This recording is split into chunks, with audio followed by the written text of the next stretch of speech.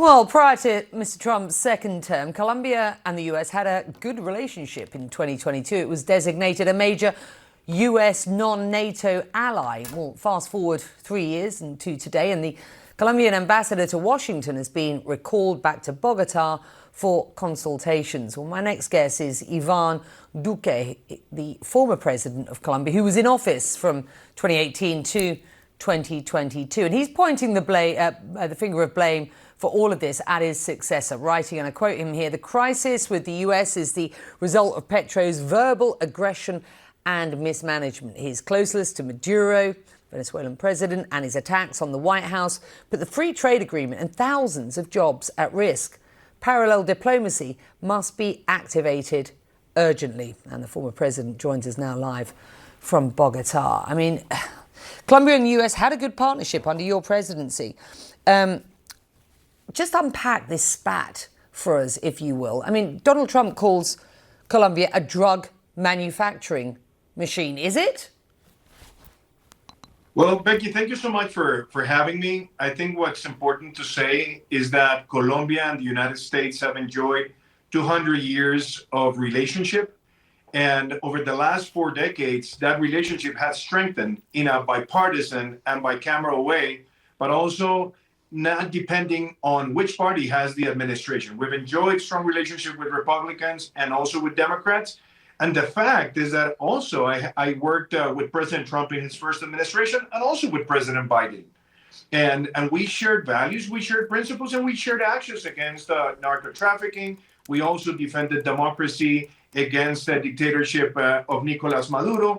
And we always saw the fight against drugs as a co-responsibility issue, where, yes, Colombia is one of the main suppliers of cocaine, but also the United States is one of the main consumption markets around the world. So we worked jointly. What has happened in the last 8 months has been a verbal aggression by Petro on different issues, and Petro just wants to break the relationship in order to use this for the 2026 presidential election.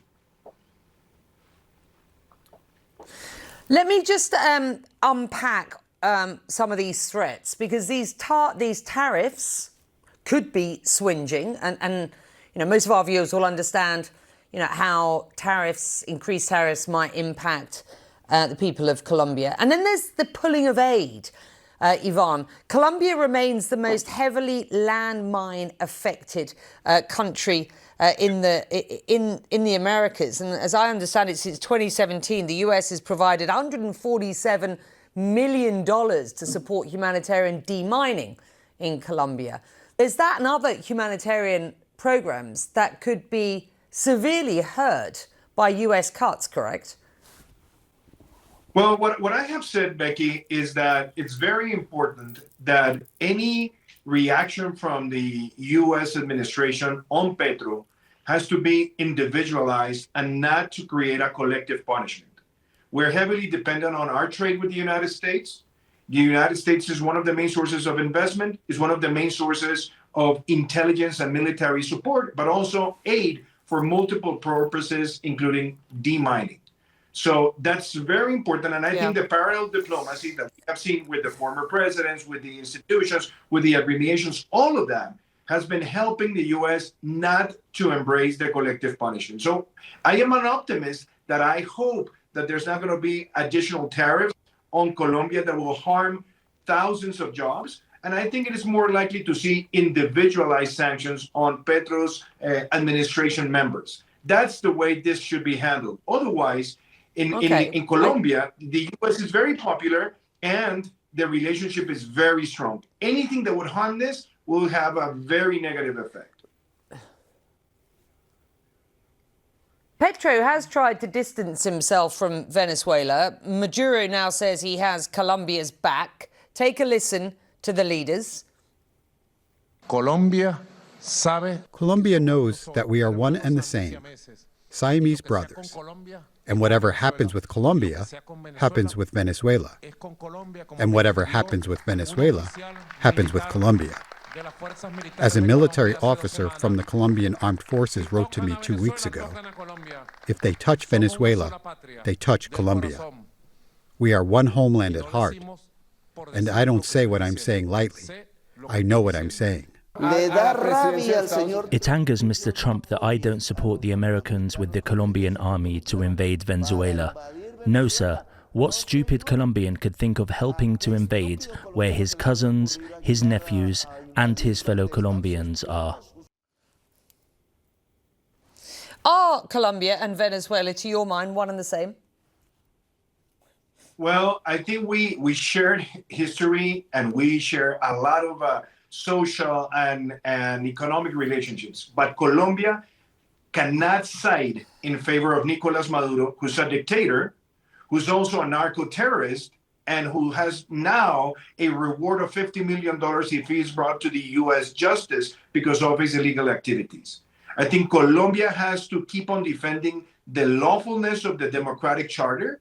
Colombia needs to keep denouncing that dictatorship. And if Colombia sides in favor of Maduro, it would break its tradition as a state that have always defended democracy and the rule of law. Maduro is a major threat, Becky. And Maduro wants to use Petro as part of his diplomatic reaction to any attack. And I think that's just reckless because that would put Colombia in a very difficult position and also in contradiction with the democratic values that Colombia has embraced over its history.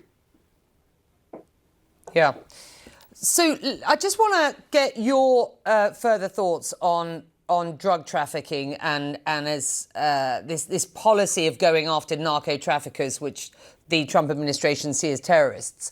The US strikes have been on 7 alleged drug boats this week. Those have killed several people, and these attacks include Colombians. Do you agree with the US position, its actions, its policy, its tactics at this point? Becky, the most important thing to recognize is that this is not new.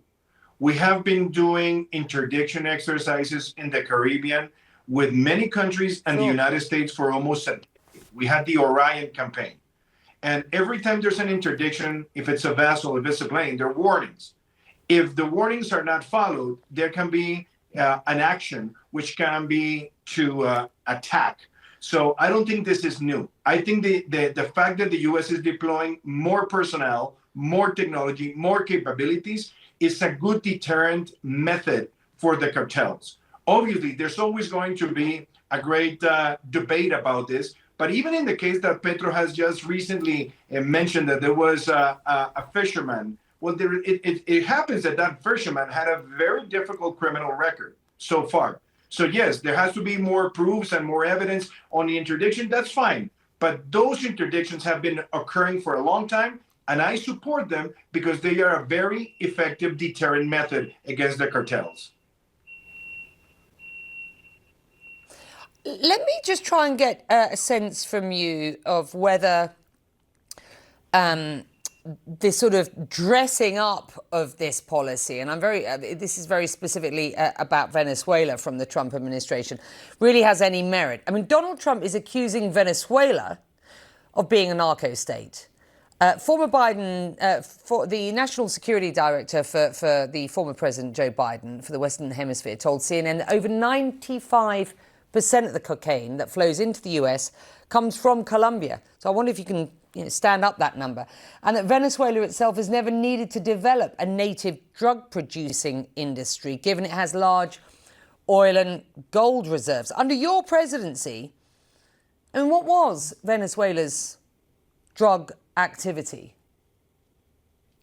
Well, first of all, Becky, as I said before, the fight against cocaine has always been a co-responsibility element between the United States and Colombia. Colombia is the main supplier. The United States is the main consumption market. So that's why we have always worked jointly. Now, Maduro and the dictatorship, they have been involved in narco-trafficking operations for a long time. We have denounced the existence of the Cartel de los Soles for a long time. Actually, as you know, I denounced that in the United Nations. So now I think what's new is that for the first time, the United States has formally declared the Cartel de los Soles as a terrorist organization. And all of the structure led by Nicolas Maduro. So that's something new.